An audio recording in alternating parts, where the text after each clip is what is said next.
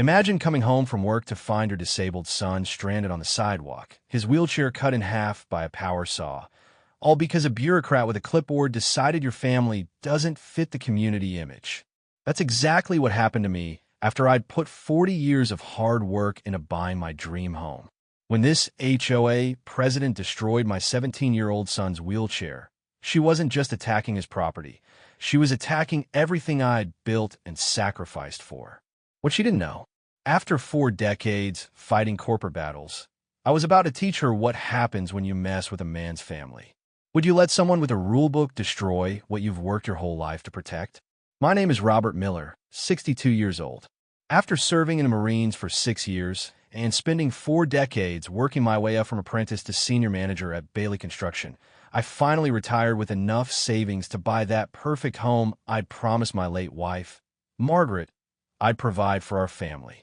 She didn't live to see it, losing her battle with cancer 3 years ago, but I know she'd be proud of the place I found for me and our son. I moved to Oak Ridge Estates with my boy Jason, who's just 17. Last year, Jason was in a hunting accident with my brother-in-law.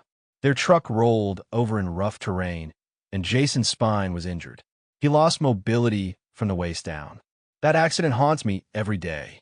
A father is supposed to protect his son, you know? Now my focus is ensuring Jason has as normal a life as possible, just like I promised Margaret in her final days. Oak Ridge Estates seemed perfect, good solid construction, single-level homes, wide doorways, and most importantly, a quiet community where Jason could focus on his studies and healing. The property values were stable, and I thought my neighbors understood what it means to respect what a man builds for his family. Then everything changed when Carolyn Richards, 47, became HOA president last fall. She's one of those corporate executives who's never worked with her hands a day in her life, yet somehow thinks she knows better than those of us who actually built this country. Always dressed in those designer suits, hair perfectly styled, driving a Mercedes I suspect she's still making payments on. Within her first month, she doubled our HOA fees and started what she called community aesthetic enhancement, basically forcing everyone to conform to her idea of what a neighborhood should look like. I first met Carolyn at a community meeting where she laid out her vision for Oak Ridge. This community has tremendous untapped potential, she said, looking down her nose at us. With proper standards and enforcement, we could see property values increase 30% within 2 years. She talked about our homes like they were investments, not places where families build memories. What she really meant became clear soon enough. Anyone who didn't fit her image of the ideal resident, especially retirees, veterans, and families with special needs, would be pressured until they left. She saw my son's disability as a community image issue, not as a young man's struggle for independence. She viewed my decades of hard-earned knowledge as outdated thinking rather than valuable experience. I'd spent 40 years earning my place, building something for my family. This woman thought she could tell me how to live in the home I'd purchased with a lifetime of honest work. I didn't know it then, but her war against what I'd built was just beginning. The problems began just 2 weeks after Carolyn took office. I'd spent a weekend modifying my garage to accommodate Jason's medical equipment. I did the work myself, all up to code with proper permits from the county. I've built structures that could withstand hurricanes. I think I can handle a few shelves and a ramp in my own garage. But that Monday morning, there she was standing on my driveway uninvited, clipboard in hand, that fake smile plastered across her face. "Mr. Miller," she said, with that condescending tone executives use when they think they're talking to someone beneath them, "I notice you've made unauthorized modifications to your property. Any changes require prior approval from the architectural committee." I showed her my permits and explained it was for Jason's physical therapy equipment and medical supplies. "This is for my son's independence, something I promised his mother I'd protect," I told her. You know what she said? "Your personal problems aren't relevant to community standards, Mr. Miller. Rules apply to everyone." Personal problems? My son's mobility isn't a personal problem, it's his life. And she was questioning my competence on construction matters, me, who'd overseen projects worth millions while she was probably still in college. That was just the opening salvo in her campaign. Within days, I received a formal violation notice about my pickup truck. Non-luxury vehicles must be parked in garages or rear driveways only, it stated coldly. The truck I'd worked overtime to pay for, never missed a payment in 12 years, was suddenly detrimental to neighborhood aesthetics. Next came a citation for the American flag on my porch. My father served in Vietnam, I served in Desert Storm, and now Carolyn Richards declared our flag non-standard decor. When I called to challenge this disrespect to our service, her assistant dismissed me. Ms. Richards is too busy for individual concerns. By month 3, my HOA violation file was thicker than my property deed. Each new day brought new absurdities. Jason's therapy equipment labeled unsightly. The garden shed I'd built to professional standards deemed non-conforming. Even my garbage cans, visible for just minutes after collection, earned me a $50 fine. Every notice arrived with the same threatening reminder about additional penalties or legal action. This wasn't enforcement, it was intimidation. Carolyn was sending a clear message: submit to her authority or be driven out. The other men in the neighborhood started sharing similar stories. Jim from down the street got fined because his lawnmower was visible through his garage window.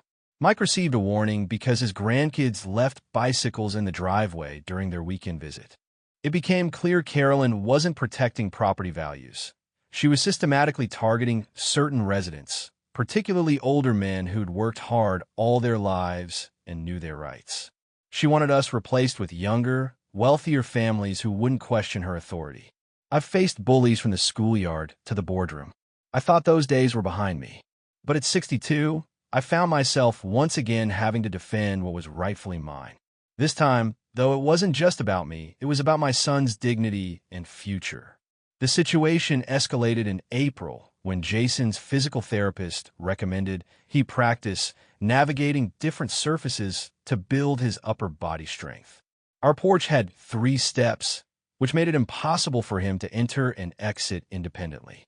So I designed a wheelchair ramp that would give my boy some freedom back. This wasn't some slapped-together weekend project. I spent days drawing up plans, calculating the perfect incline angle, selecting pressure-treated lumber that would last decades. I've built ramps for commercial buildings that passed the strictest inspections. This one would be my finest work for the most important client I'd ever had. I took 3 days off to build it right. When I finished, that ramp was a thing of beauty, solid cedar with a gradual slope, matching our home's trim exactly, with non-slip surfacing for safety during winter. Jason's face lit up when he first used it himself. "Dad, I can go outside whenever I want now," he said. That moment alone was worth every splinter and sore muscle. But our moment of victory lasted exactly 2 days. That Wednesday afternoon, Carolyn's black Mercedes pulled up, followed by the HOA maintenance truck. She marched up my driveway in her designer heels with Frank, her so-called maintenance supervisor, trailing behind her like an obedient dog. Frank couldn't hammer a nail straight if his life depended on it. I'd seen his handiwork around the neighborhood. "Mr. Miller," Carolyn announced, not even bothering with a greeting, "that structure violates multiple HOA regulations and must be removed immediately." She thrust a paper at me, some official-looking violation notice with threatening language about daily fines. "This ramp is for my son's disability," I explained calmly, though my blood was already boiling. "It's protected under the Americans with Disabilities Act and county building codes." I showed her my approved permits and the contractor's license I'd maintained for 40 years. Carolyn barely glanced at the documents. "Your construction experience is irrelevant here, Mr. Miller. The Architectural Committee has processes and standards. This," she gestured dismissively at my craft work, "doesn't match the aesthetic guidelines for the community. My son's ability to enter his own home comes before your aesthetic guidelines," I replied, my voice steady but firm. She looked at me like I was speaking a foreign language. "The rules aren't optional just because you find them inconvenient. You have 72 hours to remove the structure or face daily fines of $100. As they returned to their vehicles, I overheard Carolyn muttering to Frank, These stubborn old men think their experience trumps our regulations. He needs to learn his place in our community hierarchy. Learn my place? In the home I'd purchased with 4 decades of calloused hands and honest sweat? The insult cut deeper than any job site injury I'd ever suffered. That night, sleep eluded me completely. I found myself in my garage workshop, running my fingers over tools that had built schools, hospitals, and community centers across 3 states.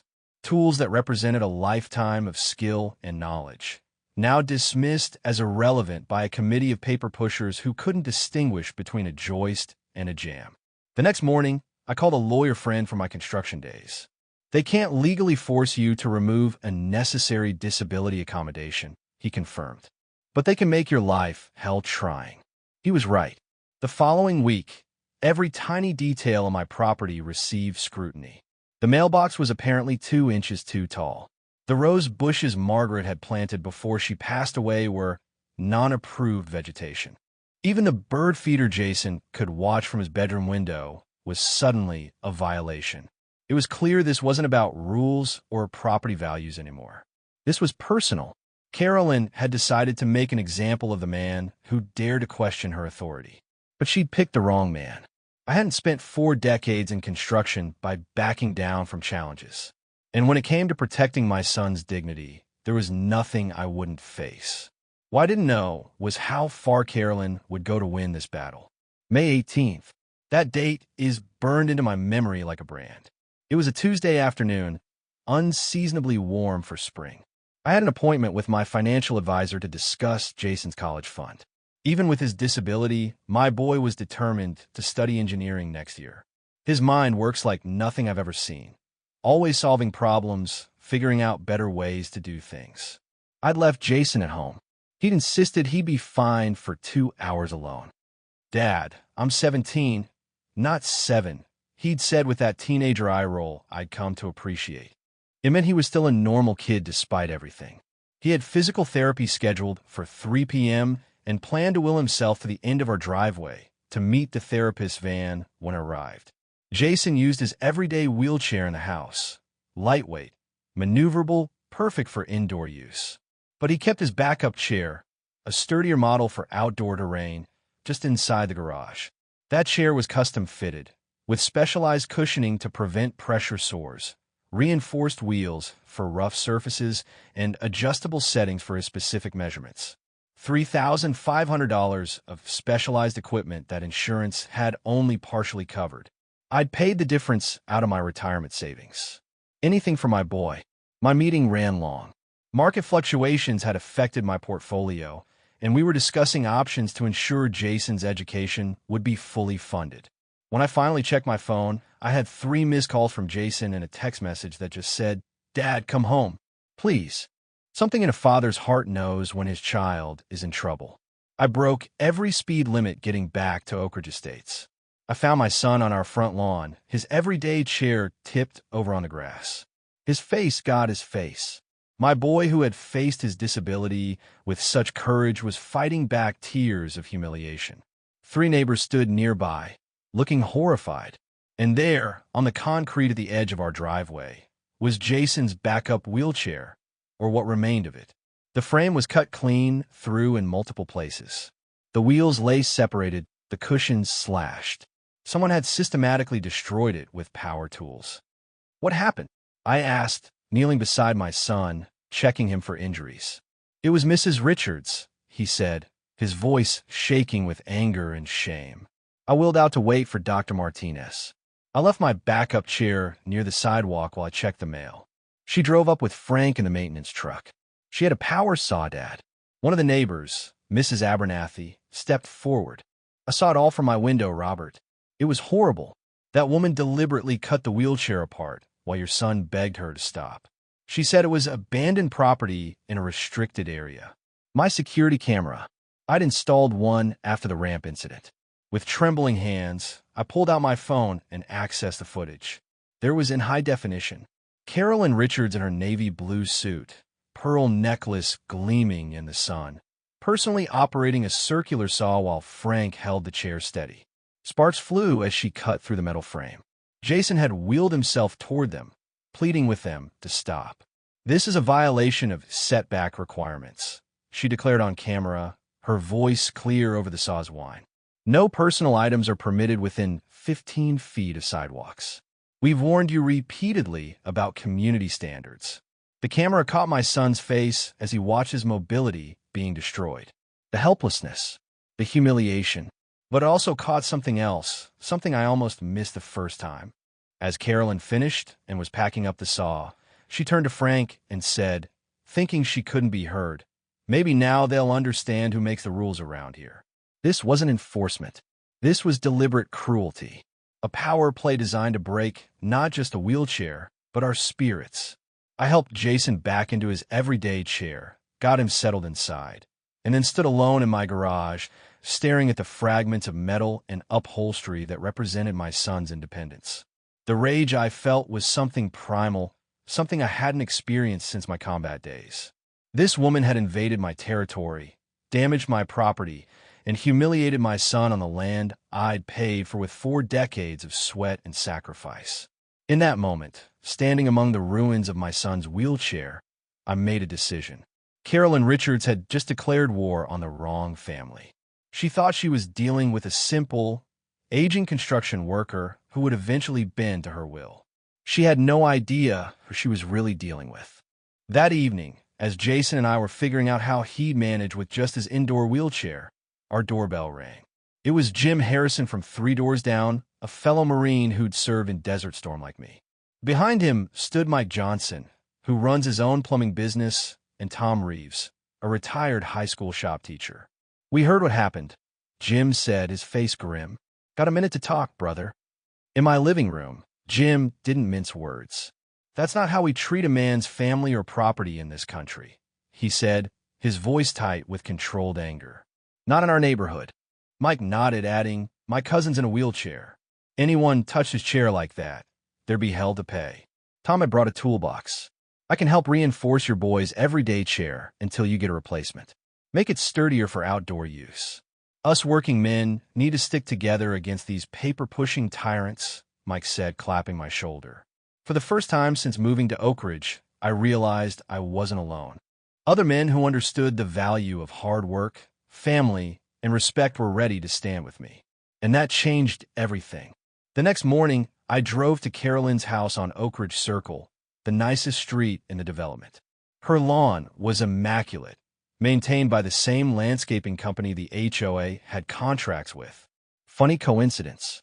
I rang her doorbell at exactly 8 a.m. Professional courtesy, not too early to be rude, but early enough to show I meant business. When she opened the door, she was already dressed for her corporate job, designer coffee cup in hand. Her expression soured when she saw me standing there. "Mr. Miller," she said, not inviting me in, "if this is about yesterday's enforcement action, you can file a formal complaint with the HOA office." Enforcement action? I kept my voice level, the way my father taught me, when addressing even those who don't deserve respect. "You destroyed my disabled son's medical equipment. On my property, your son's wheelchair was placed in a restricted area. You've received multiple warnings about personal items in setback zones." She spoke like she was reading from a script. "The board has been more than patient with your continued violations." That personal item was my son's mobility, his freedom, his dignity. I handed her a folder containing the security camera footage printed on photo paper. "I'm giving you one chance to make this right. Replace the wheelchair. Apologize to my son. Then we can put this behind us." She barely glanced at the photos. "Mr. Miller, perhaps you don't understand how things work here. The line is wherever the HOA says it is. Your old-fashioned ideas about property rights simply don't apply in Oak Ridge Estates." "I know my legal rights," I replied. "Destruction of private property. Violation of the Americans with Disabilities Act. Harassment." Carolyn actually laughed. "I have the entire board eating from my hand, and our legal fund is substantial. How long can a retiree on a fixed income afford to fight?" Her voice dripped with condescension. She thought I was just another old man she could bully into submission. As I turned to leave, she added, "If you continue making trouble, Mr. Miller, the violations will only increase." Some residents simply aren't a good fit for Oak Ridge. Perhaps you should consider selling before your property values are affected. Driving home, her words echoed in my mind. She thought she could intimidate me, a man who'd built structures that would still be standing long after she was gone. She didn't just want compliance. She wanted submission or removal. What she didn't know was that she'd awakened something in me. The same determination that had carried me through 40 years of climbing scaffolding, meeting impossible deadlines, and providing for my family against all odds. Carolyn Richards had just made the biggest mistake of her career. That night, I pulled out our HOA covenant documents, all 57 pages of legal jargon that most homeowners sign without reading. I'd studied them before buying, but now I needed to find leverage, something that would give me an advantage against Carolyn's reign of terror. What I discovered surprised even me. There were bylaws requiring board members to recuse themselves from decisions affecting their financial interests. Rules mandating proper notice before any enforcement action. Procedures for challenging HOA decisions that Carolyn had never mentioned to anyone. But more importantly, I found something Carolyn didn't know about me. Before moving into construction management, I'd worked in legal affairs for veterans' housing rights. I knew how to read between the lines of legal documents, and I understood exactly how HOAs could and couldn't exercise their power. I made some calls to old buddies. My friend Dave at the county records office pulled property transactions for Oak Ridge estates over the past year. The pattern was unmistakable. Homes owned by retirees and veterans had been selling at 15 to 20% below market value after receiving multiple HOA violations. And the buyers? 3 different LLC names, but all traced back to the same registered agent, Carolyn's brother-in-law. Another call to my old Army buddy Steve, now working at the bank that handled the HOA accounts, confirmed my suspicions. "Can't give you specifics, Rob," he said, "but I'd look closely at the maintenance contracts and where that money's going." The final piece fell into place when I reviewed the minutes from HOA meetings for the past 2 years. Carolyn had systematically blocked every male candidate with relevant experience, contractors, engineers, property managers, from joining the board. Instead, she'd appointed friends with no qualifications beyond their loyalty to her. This wasn't just about power. It was a systematic campaign targeting older male homeowners, particularly retirees and veterans. Force them out with violations, buy their homes cheap through family connections, flip them to wealthier buyers, and pocket the difference, all while using HOA funds to improve her own street and benefit her family's businesses. As I sat at my kitchen table, surrounded by documents and notes, I felt something I hadn't experienced in years, the thrill of having the right tools for the job. Carolyn thought she was dealing with a simple old construction worker. She had no idea she'd picked a fight with someone who knew exactly how to dismantle her operation, piece by piece. I started quietly reaching out to neighbors who'd been unjustly targeted by Carolyn's regime. My first stop was Frank Townsend's place on Elmwood Drive, a retired police officer with 30 years of distinguished service. He showed me a stack of violations for his excessive patriotic displays, which consisted merely of an American flag, a police benevolent association shield, and a modest plaque honoring fallen officers of all backgrounds. "I've been wanting to fight back," Frank told me, but didn't want to be the only one making waves. Next was Richard Gonzalez, who'd converted his garage into a woodworking shop after retiring from construction, just like me. Carolyn had deemed it a commercial enterprise, despite Richard only making toys for his grandchildren and gifts for neighbors. "She threatened to put a lien on my house," Richard explained, showing me a stack of violation notices. "My wife's afraid we'll lose our retirement home." One by one, I visited men who'd spent decades working with their hands, serving their country, raising families, only to be told by Carolyn that they didn't belong in the community they'd helped build. Each had a similar story: arbitrary rules, selective enforcement, intimidation tactics.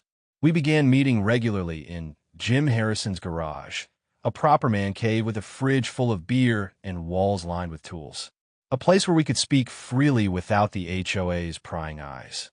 Around Jim's workbench, these men shared their frustrations and fears. "She doesn't respect what we've built or what we've sacrificed," Richard said one evening. and everyone nodded in agreement. I laid out what I discovered about Carolyn's operation: the financial ties, the property flipping, the targeted harassment of certain homeowners. Then I shared my plan. We formed a group called Homeowners' Rights Coalition. Each man had a role based on his skills. Frank, with his police background, gathered evidence of selective enforcement. Richard documented maintenance issues the HOA ignored while approving unnecessary projects on Carolyn Street. Jim, with his extensive neighborhood connections, quietly spread the word to trusted residents. When we discovered that Dennis Weber, one of Carolyn's hand-picked board members, was trying to infiltrate our group, we were ready. We fed him carefully crafted misinformation, complaints we knew would trigger Carolyn's bias against older male homeowners. Sure enough, at the next HOA meeting, she publicly dismissed these concerns as outdated thinking from residents resistant to progress. Her words, captured on multiple recording devices, became evidence of discrimination that would prove invaluable in the coming battle. With the annual HOA election just 6 weeks away, we needed a solid strategy. Historically, only about 20% of homeowners bothered to vote, and most of those were Carolyn's friends and supporters. She'd maintained control by counting on apathy and making meeting attendance difficult for working people and seniors. We need to get people to that meeting who've never gone before, I explained to our group. Every homeowner who's been bullied, every retiree who's been dismissed, every working man who's been looked down on. We mapped out the neighborhood, identifying potential allies house by house. Jim organized transportation for elderly residents who'd stopped attending meetings after being repeatedly ignored. Richard created a proxy voting system for those who couldn't make in person. Meanwhile, I compiled evidence of every instance where experienced homeowners had been overruled by Carolyn's arbitrary decisions. The denial of reasonable modifications by qualified contractors. The approval of similar projects for Carolyn's allies. The pattern of selective enforcement against certain demographic groups. Frank discovered something particularly damning. Maintenance requests from Carolyn Street were addressed within days, while identical issues on other streets languished for months, despite everyone paying the same HOA fees. We created information packets with before and after photos, documented timeline disparities, and clear explanations of how the HOA bylaws were being violated.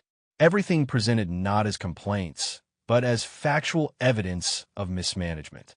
2 weeks before the election, we launched our campaign in earnest, not with angry accusations or public confrontations that would have played into Carolyn's narrative about difficult residents. Instead, we went door to door, man to man, sharing our evidence and asking one simple question: is this the leadership you want determining what you can do with your own property? The response was overwhelming. People who'd suffered silently, afraid to challenge Carolyn's authority, suddenly realized they weren't alone. Men who'd spent decades making decisions in their professional lives were tired of being treated like incompetent children in their own homes. Our final strategy involved timing. We kept our campaign just quiet enough that Carolyn remained confident in her control. She expected the usual sparse attendance, the same rubber stamp approval she'd always received. She had no idea that we'd organized nearly 80% of homeowners to show up and vote. As Election Day approached, there was an energy in Oak Ridge Estates I hadn't felt before, a sense of impending reckoning. Men who'd built businesses, served in combat, and raised families weren't going to be bullied any longer. The stage was set for a showdown that would change everything. Election night arrived crisp and clear. The community center parking lot filled up 30 minutes before the meeting was scheduled to begin. Cars lined both sides of the street for 3 blocks. Men who hadn't attended an HOA meeting in years arrived in groups, many wearing work boots and caps from their former professions. Inside, the usual 20 folding chairs were quickly taken. People began standing along the walls, filling every inch of available space. By 7 p.m., nearly 200 homeowners had packed into a room designed for 50. Carolyn's perfectly composed facade cracked when she saw the turnout. She whispered urgently to her board members, shuffling papers nervously. When she called the meeting to order, her voice lacked its usual confidence. "We seem to have an unusually high attendance tonight," she noted, forcing a smile. "We'll need to proceed efficiently to accommodate everyone." When nominations for board president opened, I stood up, straight and proud despite my years. The room fell silent as I made my way to the front, using the same measured steps that had carried me across countless construction sites. "My name is Robert Miller," I began. "I've spent 40 years building things that last. I like to bring that experience to our community leadership." Carolyn couldn't hide her disdain. "The construction worker thinks he knows better than our professional management," she scoffed, adjusting her designer glasses. "Our community standards require sophisticated understanding, not outdated notions about a man's castle." The room tensed as she attacked, not just me, but the values of every working man present. I remained calm, waiting for her to finish. Then I nodded to Frank, who distributed copies of our evidence to every person in the room. "I believe leadership should be judged by actions, not words," I said, my voice steady. "So, I'd like to share some actions taken under the current leadership." I displayed the security footage on a large screen, Carolyn sawing my son's wheelchair in half on my own property. The room erupted in murmurs of disbelief. "This isn't about rules," I continued when the noise settled. "It's about whether we respect what each of us has built through years of hard work, or whether we surrender our rightful authority over our homes to those who've never created anything of real value." As I outlined the pattern of discrimination, the property flipping scheme, and the misuse of HOA funds, Carolyn's face shifted from confidence to concern to barely concealed panic. She attempted to interrupt several times, but the room had turned against her. "It's time," I concluded, "for leadership that respects every homeowner's dignity, experience, and right to enjoy what they've worked their entire lives to build." The standing ovation that followed said everything about who would win this election. The vote wasn't even close. When the ballots were counted, I'd won with 91% support, a landslide that left no room for doubt about what the community really wanted. Carolyn demanded a recount, her voice rising with each failed attempt to maintain control. "There must be some mistake," she insisted, rifling through the ballots herself. "These results can't possibly be accurate." But they were, and she knew it. As the reality of her defeat settled in, her composure crumbled entirely. "This community will decline under this outdated leadership," she declared, gathering her designer purse and leather portfolio. "You'll be begging me to return when property values plummet." The room remained silent as she made her dramatic exit, the click of her heels echoing down the hallway. Then someone started to applaud, and within seconds, the entire room joined in. It wasn't just applause for my victory. It was celebration of their own liberation. As my first official act as president, I approached the podium and unfolded a single sheet of paper. "I'd like to introduce what I'm calling a homeowner's Bill of Rights," I announced. "First, every homeowner's expertise about their own property will be respected and considered when decisions are made. Second, veterans and disabled residents will receive proper accommodations without bureaucratic obstacles. Third, enforcement will be transparent, consistent, and fair for everyone, regardless of which street you live on or what you did for a living." Each point was met with nods of approval from men who finally felt respected again in their own community. "Additionally," I continued, "I'm appointing a committee to investigate every case where homeowners were forced to make unnecessary changes to their properties under threat of fines. If rules were applied unfairly, those decisions will be reversed." As the meeting concluded, men who'd barely spoken to each other before were shaking hands, exchanging phone numbers, making plans to help one another with home projects. The atmosphere had transformed from one of fear and isolation to solidarity and mutual respect. Richard Gonzalez approached me with tears in his eyes. For the first time since moving here, he said, "I feel like this is truly my home again." That night, we'd done more than win an election.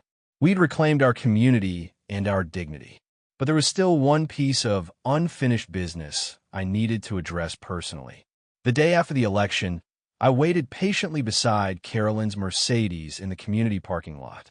When she emerged from her regular hair appointment, her step faltered as she spotted me. "What do you want now?" she asked, clutching her purse defensively. I handed her an official notice on HOA letterhead, the same kind she delivered to so many others. "The board voted unanimously last night to fine you $3,500, the exact cost of Jason's destroyed wheelchair, for willful destruction of private property and violation of a homeowner's rightful domain." Her perfectly made-up face showed genuine shock when I added, "We're also reviewing every decision you made against older male homeowners for evidence of systematic bias.